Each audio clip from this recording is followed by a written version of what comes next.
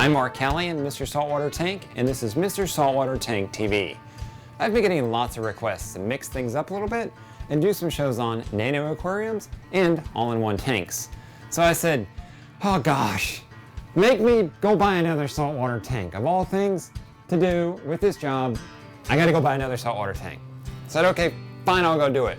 And I said, well, let's kill 2 pieces of coral with 1 piece of falling live rock. I said, okay, I know how to do that. And then I said, let's take it up a notch in true Mr. Saltwater Tank style. I give you the Mr. Saltwater Tank Sexy Tank. This tank is a 34-gallon Solana. The 34 gallons makes it nano size, and it's got a built-in back compartment, so it's an all-in-one. I've killed 2 pieces of coral with 1 piece of falling live rock. Now what makes it sexy?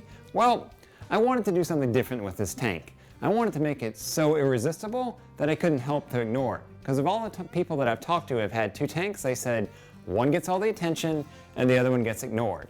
Now, my 90-gallon tank is my baby, so I said I gotta do something with this tank to make it stand out. So, the first thing I did was I chose only the best equipment in its class to put on the sexy tank. And here's what it has on it, hardware-wise. In-tank circulation, EcoTank Marine's MP10. The MP10 moves some serious water, and its small footprint, in addition to having no cords in the tank, definitely has a fit the sexy bill. Top off, Tunzi Osmolator. Without a doubt, the Tunzi Osmolator is the top-of-the-line, cream of the crop auto top-off system. Instead of using a traditional float switch, it uses an electronic eye to sense water level, and it's got 2 fail-safes built right in. For lighting, of course I went with LEDs, and the fixture I chose for the sexy tank was Eco Exotic's panorama fixture. I love Eco Exotic's modularity approach for lighting. I say when it comes to choosing LED lighting for your tank, if it's not modular, you're making a mistake.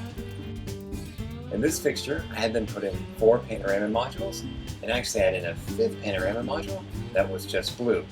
Oh, and I've got 2 stoner strips in there as well, just to give me some nighttime lighting effects. Needless to say, I get plenty of light out of this fixture, and it's perfect for the sexy tank. I've never met anyone who got into the saltwater tank hobby because of the hardware that they saw in a tank. So here's what the sexy tank has in it for livestock. 2 clownfish, a Duncan colony that's covering up one of the 2 zoa colonies, and a second zoa colony. Hang on, did he really just say that? Let's go back. 2 clownfish, a Duncan colony and a zoa colony, and another zoa colony. Are you kidding me? I know at this point you're thinking 2 things. Number 1, why does he have 2 clowns in a tank this size? Didn't this guy watch the How to Choose Fish for Your Saltwater Tank episode? Yes, I did. And yes, I should not have 2 clownfish in a tank this size. I rescued one of them, so one of them's gonna go, and the other one will probably go too, because I'm hoping the Tal Suite will sell me some of those awesome clownfish that he's raising. The other thing I'm sure that you're thinking is, wow, Mark, what a letdown on the livestock side. There's not too much that's sexy about a Duncan colony and 2 zoa colonies. And you're right, I agree. I put those coral in there to make sure that the sexy tank was ready for the big time.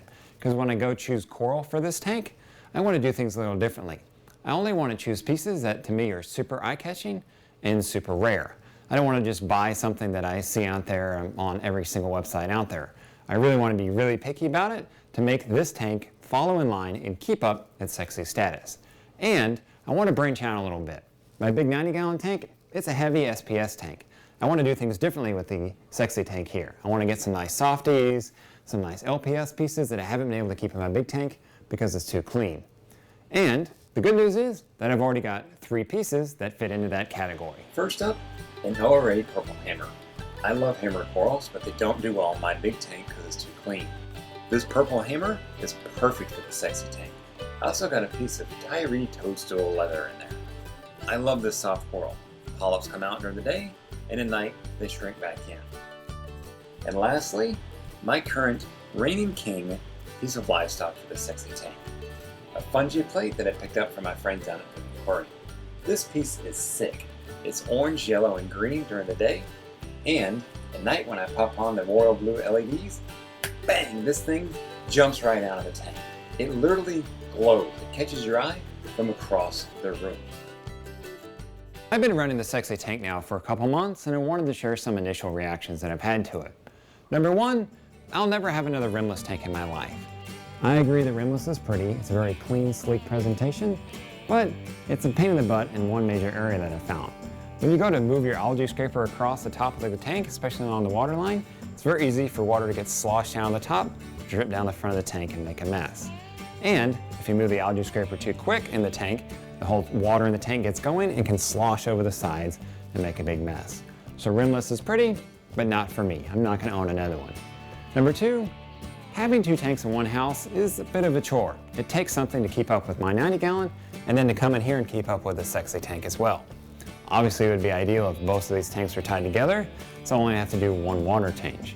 But since I had these tanks separate, that means that I can have an ultra-low nutrient environment in my big tank, perfect for SPS, and then I can come over to the sexy tank, have a more natural approach, let me keep those soft corals and those LPS corals that I've been wanting for so long, I've been pining after so badly. So, two tanks, bit of a chore, but if you keep up with the commitment, it's absolutely worth it. So keep an eye out for the sexy tank.